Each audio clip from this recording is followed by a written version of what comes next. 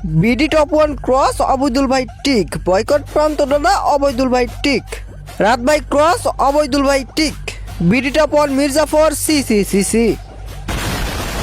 Guys আমি ভাবতেও পারি না রাত ভাই বা বাংলাদেশ টপ ওয়ান এতটা খারাপ, বাংলাদেশ টপ ওয়ান যে এরকম কাজ করতে পারবে আমি ভাবতেও পারি না। কিন্তু এমনটা ভাবতে হলো রোস্টিং ভাই এই ভিডিওতে বাংলাদেশ টপ ওয়ান কে রোস্ট করতে এলো, কারণ রোস্টিং ভাই ভালোর জন্য ভালো, খারাপের জন্য খারাপ, সে যেই হোক অন্যায় করলেই রোস্টিং ভাইয়ের কাছ থেকে খাবে ঠা। আজকে থামাইতে পারবা না আমাকে কেউ, আজকে বাংলাদেশ টপ ওয়ান কে ভাসিয়ে দিব তুলে সমুদ্রের মতো ঢেউ।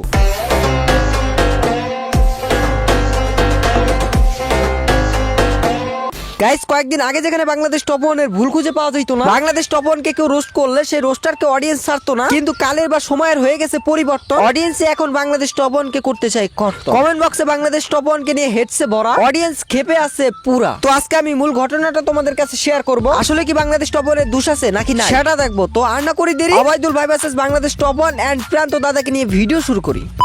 গাইস এই যে তোমরা রাত ভাইকে হেড করতেছো, বাংলাদেশ টপ ওয়ান কে হেড করতেছো, কেন করতেছো? অবৈদুল ভাইয়ের ভিডিও দেখার পর তোমরা বাংলাদেশ টপ ওয়ান কে হেড করতেছো। এখন অবৈদুল ভাইয়ের ভিডিওটা অনেক বড়, তার জন্য ভিডিওটা এই ভিডিওতে তুলে ধরা সম্ভব নয়, সে তো আমি ফুল ভিডিওটা নিজে আগে দেখে নিছি। এখন শর্টকাটে আমি বিষয়টা তোমাদেরকে বলতেছি যে আসলে অবৈদুল ভাই তার ভিডিওতে কি বলছে, তারপরে না হয় আমি ক্লিয়ার করব অবৈদুল ভাই সত্যি বলতেছে নাকি মিথ্যা বলতেছে, আসলে কি বাংলাদেশ টপ ওয়ানের দোষ আছে নাকি নাই, আসলে কি বাংলাদেশ টপ ওয়ান এত হেডস খাওয়ার প্রাপ্য, আসলে কি প্রান্ত দাদার ভুল রয়েছে কিনা। তো শোনো অবৈদুল ভাই তার ভিডিওতে কি বলছে, যে প্রান্ত দাদা তাকে কিন্তু আমাদের অবৈদুল ভাই মানুষের সামনে তুলে আমাদের সামনে তুলে ধরছে, এবং প্রান্ত দাদাকে সে তার নিজের ভাইয়ের মতো দেখতো। অবৈদুল ভাই প্রান্ত দাদাকে অনেক হেল্প করছে, দেন অবৈদুল ভাই প্রান্ত দাদাকে বাংলাদেশ টপ ওয়ানের সাথে পরিচয় করিয়ে দিছে, দেন তারা টুর্নামেন্ট খেলছে, গেম খেলছে, কত কত স্মৃতি। কিন্তু এই যে 60 লাখ টাকার টুর্নামেন্ট চলতেছে বাংলাদেশে, এই টুর্নামেন্টে বাংলাদেশ টপ ওয়ান এবং অবৈদুল ভাই দুজনেই অংশগ্রহণ করবে স্বাভাবিক। এখন এই টুর্নামেন্ট নিয়ে ঝামেলা নয়, ঝামেলা হইছে স্কট। কেমন ঝামেলা? ঝামেলাটা হলো এইটা, অবৈদুল ভাইও প্রান্ত দাদাকে চাইছিল, বাংলাদেশ টপ ওয়ানও প্রান্ত দাদাকে চাইছে, চাইতেই পারে, এটা স্বাভাবিক। কিন্তু যতই চাওয়াই হোক না কেন প্রান্ত দাদাকে একজনই পায়, সে হলো অবৈদুল ভাই। কেন পায়? কারণ অবৈদুল ভাই প্রান্ত দাদাকে অনেক সাপোর্ট করছে, প্রান্ত দাদাকে অবৈদুল ভাই নিজের ভাইয়ের মতো দেখছে, এটা তো তোমাদেরকে বললাম, এবং ফোন কিনে দিছে, পিসি বানিয়ে দিছে, আরো কত কিছু। তো সে তো আসল ভাগিদারটা হয় অবৈদুল ভাই, কিন্তু আমাদের বাংলাদেশ টপ ওয়ান এটা মানতে নারাজ, সে যে কোনো পরিস্থিতিতেই প্রান্ত ভাইকে চায়, মানে চায় যেভাবেই হোক। সে তো বাংলাদেশ টপ ওয়ান প্রান্ত দাদাকে বলছে যে তুমি যদি অবৈদুলের সাথে গেম খেলো বা টুর্নামেন্ট খেলো, আমাদের সাথে না খেলো, তাহলে তোমার সাথে সম্পর্ক ক্রস করে দিবে। আর এটা শুনে আমাদের প্রান্ত দাদা অবৈদুল ভাইয়ের সাথে সম্পর্ক ক্রস করে দেয়, আর অবৈদুল ভাইও এটা দেখে বা এটা শুনে অনেক কষ্ট পাইছে। কেন পাবে না ভাই? যাকে ভাইয়ের মতো ভাবতো সেই কিনা আজ তাকে ছেড়ে চলে গেল।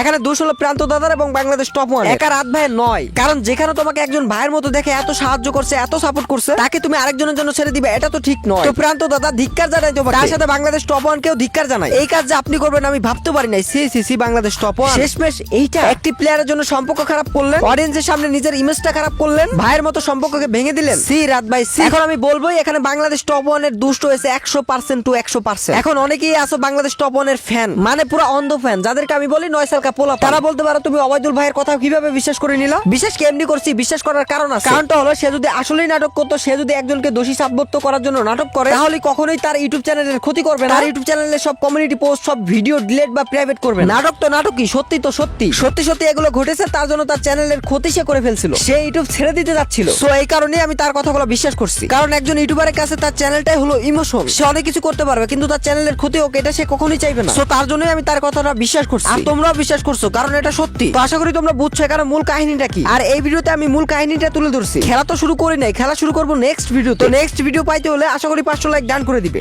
আর একটি কথা, বাংলাদেশ টপ ওয়ান হয়তো এই ভুলটা করে ফেলছে, কিন্তু এই ভুলের চক্করে এটা ভুলে যাও না যে বাংলাদেশ টপ ওয়ানের এই ভুল ছাড়া কোনো ভুল আমরা এতদিন খুঁজে পাই না, সে তো তাকে রোস্ট করতেও পারি নাই, আর সে বাংলাদেশ গেমিং কমিউনিটিতে অনেক অবদান রেখেছে, এটা আবার ভুলে যাও না। কিন্তু এখন সে একটি ভুল করে ফেলছে, এই ভুলটাও ক্ষমা করা যায়, হ্যাঁ ক্ষমা করে তোমরা দিবা, কিন্তু কথা একটু হবেই, তারই না খেলা একটু হবে, কারণ তাকে এমন শিক্ষা দেওয়া হবে যেন আগামীতে সে এমন ভুল না করে। সো নেক্সট ভিডিওর জন্য সবাই অপেক্ষা করো। তো আজকের এই ভিডিওটি এ পর্যন্তই, দেখাবে নতুন কোনো ভিডিওতে, ততক্ষণের জন্য টাটা বাই বাই, আল্লাহ হাফেজ।